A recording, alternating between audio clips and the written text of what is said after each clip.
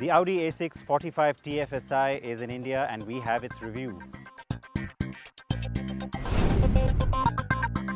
How does it square up to the big rival, the Mercedes-Benz E-Class?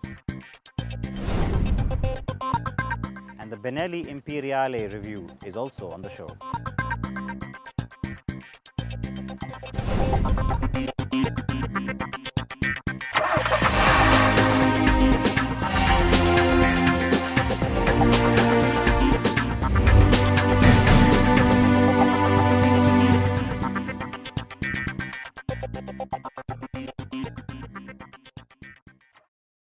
Ciao, namaskar, adab. Welcome to a brand new episode of CNB. I am Siddharth Vinayak Patnankar.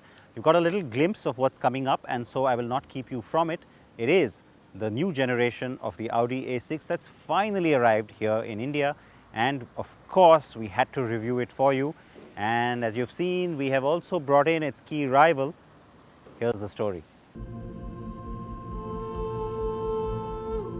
The Audi A6 is in its fifth generation, and this has simply got to be the best built, best equipped and best performing one yet.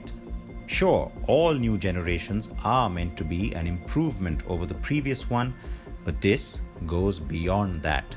The car is credibly the true representation of what it is meant to be, a premium executive sedan that offers exemplary levels of fit and finish, equipment and very sharp, stylish looks.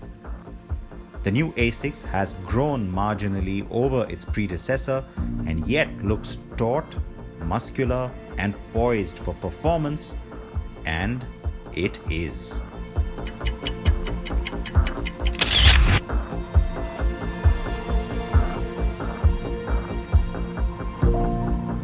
When I first drove the car in Portugal last summer, I came away more than impressed than I had imagined possible. The new A6 was doing it all right. And at the time, we had the impression that India would get the 3-litre V6 petrol, that's the 55 TFSI, and the 2-litre 4-cylinder diesel 40 TDI. But plans and market environment have changed here since, and Audi chose the subsequently introduced 2-litre 4-cylinder petrol-only for India, as it moves away from diesel in the coming months.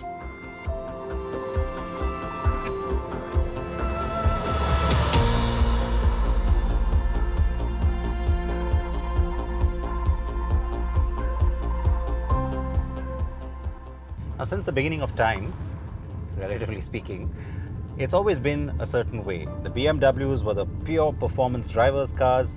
The Mercedes-Benz cars were all about comfort and luxury. And Audi was always striving really hard to find the perfect middle ground so that it can be a little bit of both.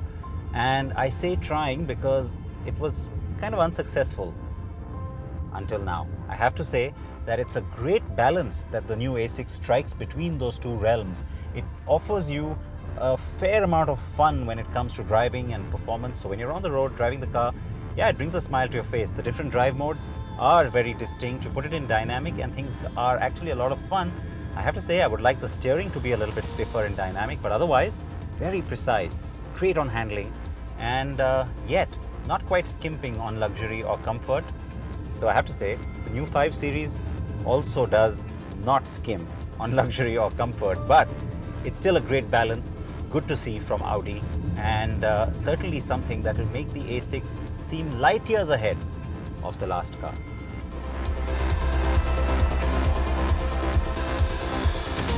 Yes, the new A6 does everything right. Well, almost. Even during my comprehensive drive last year with several other engine variants, it really had been the light steering that stood out as the only big negative for me. The handling on the India spec car remains just as good, and the power delivery from the 4-cylinder is surprisingly quick. The character of the engine is also extremely refined, and I have to say it feels more powerful than it actually is. The gearbox is also slick and married beautifully to it. The paddle shift works well too. The various drive modes are distinct, like I said, though the car feels light and peppy, even in efficiency mode. Features like cruise control and lane departure warning work quite well and effectively even in Indian conditions.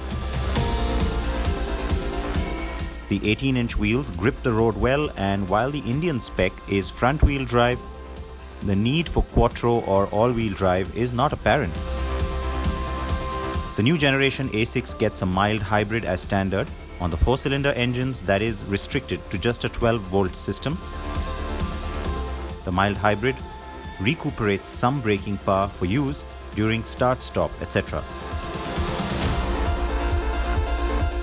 Very distinct and very much like the A8. That's the rear of the car, which has a nice, large, wide stretched, classy upmarket look. The added bit of chrome actually works in this case. The taillight treatment, full LED, also looks really, really sleek and sharp. And yet it's a nice, short, compact boot. Most of the implication of space really comes along the wheelbase of the car. You can see that along the side, you get a nice amount of metal, and yet, while it's simple, there's no gimmicks there. It kind of works for the car's design.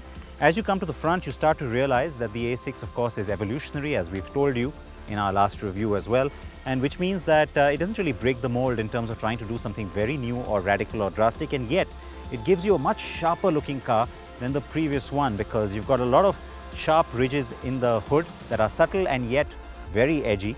The grille is massive and yet that works. The LED treatment on the lights up front, there's of course matrix LED at the top end, also really works. So the car looks lit, it looks agile, and yet it looks upmarket and classy too. So yeah, I like how the car looks now for sure. The new A6 has also grown marginally, like I said, but grown where it counts.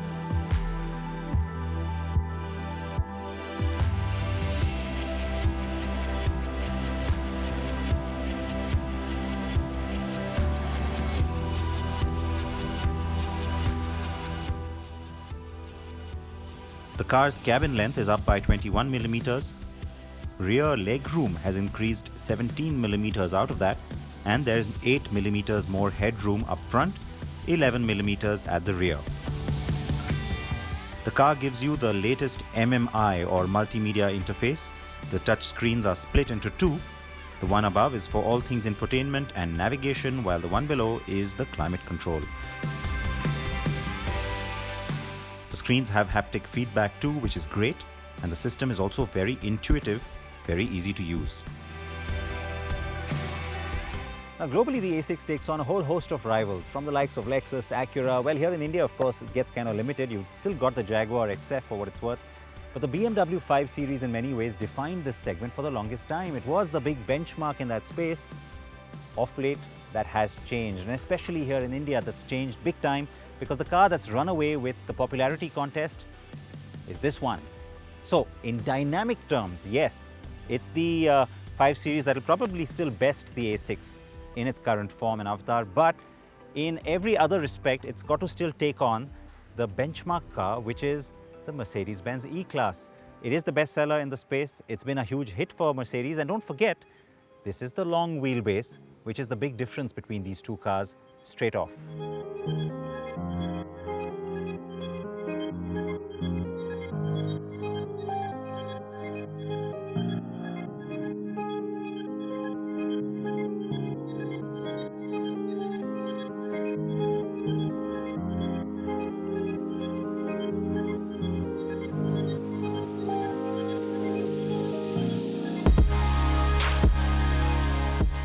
Yes, the Mercedes-Benz E-Class has become the bestseller by a mile. Its long wheelbase master stroke guarantees ultimate rear seat comfort, pretty much a baby S-Class. It's 125 millimeters longer than the A6, but the wheelbase is 156 millimeters longer. A neat little touchscreen with your own personalized controls for the rear AC vents with rear AC controls as well. The sunscreen, always welcome, and of course the little vanity mirror. And the part that you already know about, which we've gone on and on about, which is the reclining rear seats and the ample legroom. I mean, these are the things that really define the rear of the E-Class. It becomes the executive to be chauffeured in car so obviously. Oh, wireless phone charging. Let me not forget. Now you certainly don't get as ample a sense of space back here as you do on the E-Class, but then you know what? Unlike the last A6, this still feels nice and roomy. The biggest change, the seat back, the comfort of the angle and just the overall contouring and cushioning of the seat. You've almost got this individual seat-like feel at the back for the two rear seats. Though of course, you can put a third passenger in the middle if you do want to. And it is a much heightened sense of comfort compared to the outgoing A6 for sure. You do have the customary screens for saving yourself from the sun on this one too. You even have the one at the back, and you know what, overall the quality and the finish on this car just exudes a huge step up as well. I love the fact that you have individual temperature controls for the back, and again it's a nice sleek touch screen sort of a feel that's been given to it. So haptic controls again, and you can adjust both fan speed and temperature for either side. You've got not one but two USB charging points back here. Overall, I have to say that even though it's over 150 millimeters of difference in the wheelbase itself of the two cars, this certainly by no means comes across as cramped or compromised in any way.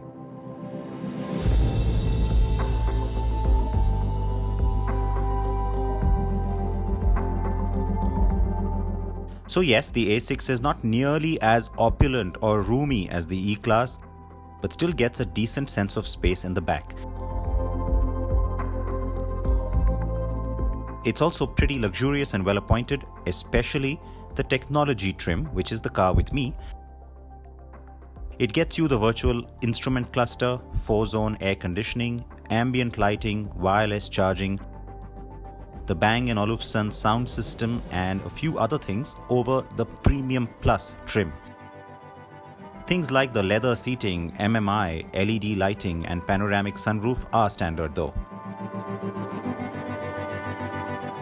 And at prices that are significantly lower than the rivals, the car stands out.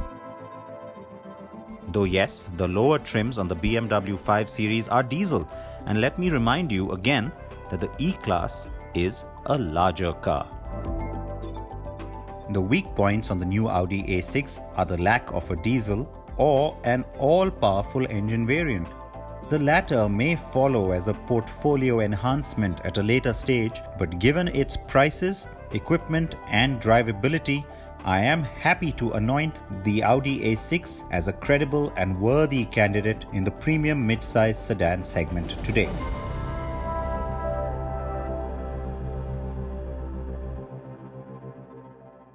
So it does take three to tango in this particular segment, because the 5 Series is definitely the credible rival that also belongs in that comparison. You saw the prices, you also know that the diesel is the one that starts lower, and then you got that really nice powerful petrol at the top, which will, like I said, in performance terms, best the A6 for sure. And even the diesel, very, very refined. All right, let's take a short break. We'll be back with the Benelli Imperiale.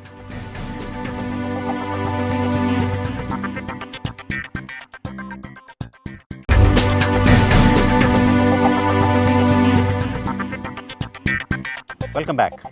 The Benelli Imperiale is Benelli's most affordable motorcycle in India. It's also a retro bike, and it is one that takes on Royal Enfield as well as Jawa in the market. But is that all that it does, or is there more to it than simply the price tag or the looks? Our review will answer that question.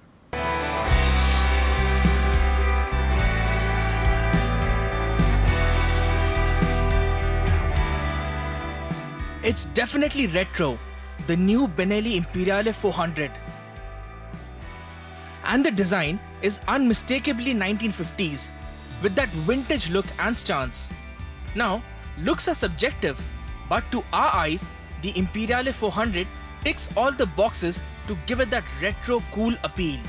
Now, modern classic motorcycles, retro theme motorcycles with styling from the 50s and 60s with new technology have been quite popular of late, not only in India but across the world. We have the likes of the Triumph Bonneville, Royal Enfield's very own models, and today we have this one. It's the new Benelli Imperiale 400. It's got styling inspired from Benelli's storied past, back from the 1950s, the Imperiales of the 1950s, but it's got a brand new engine, and it's placed slap bang in competition with Royal Enfield's best-selling classic 350. That's the one we're riding today, the latest modern classic in the market, the new Imperiale 400 from Benelli, India. The Imperiale 400 is available in a choice of just 3 colors: silver, maroon, and an understated black. The big round headlight definitely underscores the bike's 1950s design, flanked by 2 clear lens turn indicators, but there's no LED lighting, even on the headlamp. The dual round twin pod instrument console adds a nice classic touch. And the flat wide handlebar with a classic teardrop shaped fuel tank further accentuates the Imperiale's 50s design DNA. The split seats are wide with a sprung rider's seat, another retro touch. But there's also locally sourced components to keep the Imperiale's price competitive. Suspension from Gabriel is locally sourced, as are the spoked wheels shod with TVS tires. And both wheels come with standard dual-channel anti-lock braking system. The Imperiale's stance, even when standing still, is most certainly retro. Overall, it's a handsome bike, and if you're a fan of classic design lines, the Imperiale does begin to grow on you. If you're in the market for a motorcycle under 2 lakhs, a modern classic like this, should you be considering this? Is it worth your money? All that and more after our ride.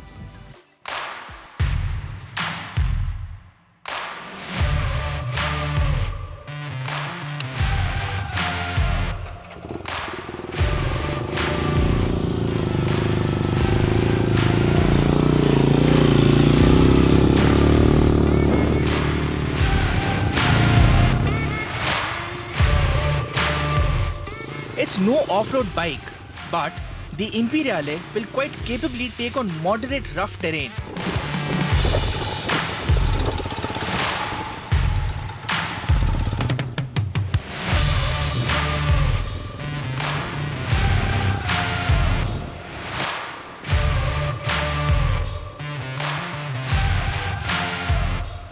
But the hardtop is where most riders will spend their time with the Imperiale.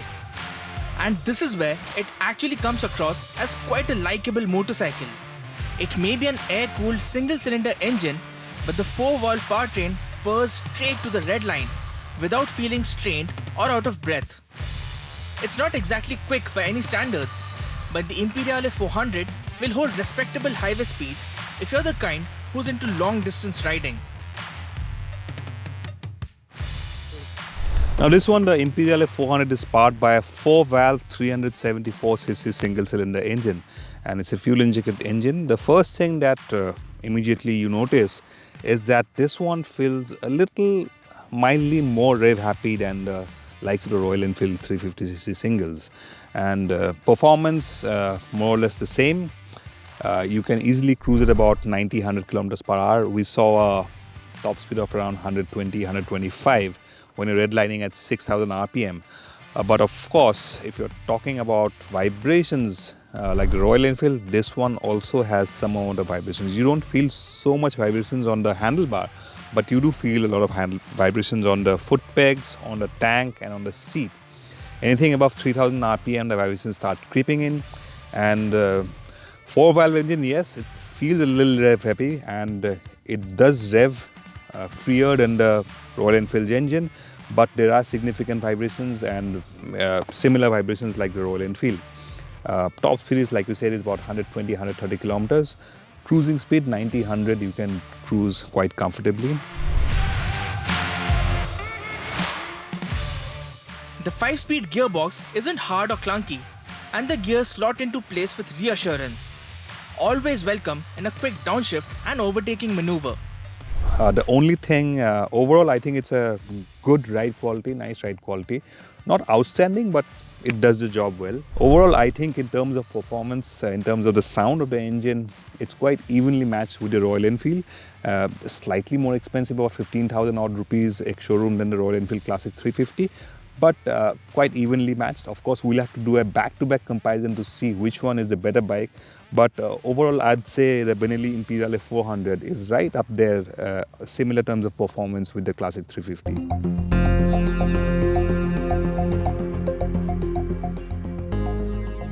In fact, the Benelli Imperiale 400 certainly has very good highway manners, if you're not in a tearing hurry to get anywhere. It can do triple digit speeds all day long if you want. And the engine will rev all the way to the red line without feeling like it will fall apart. But at the end, it's a classic after all, meant for easy, relaxed riding. At 1,69,000 rupees ex-showroom, the Imperiale 400 definitely offers something different, something unique, and maybe even better in some ways than its competition.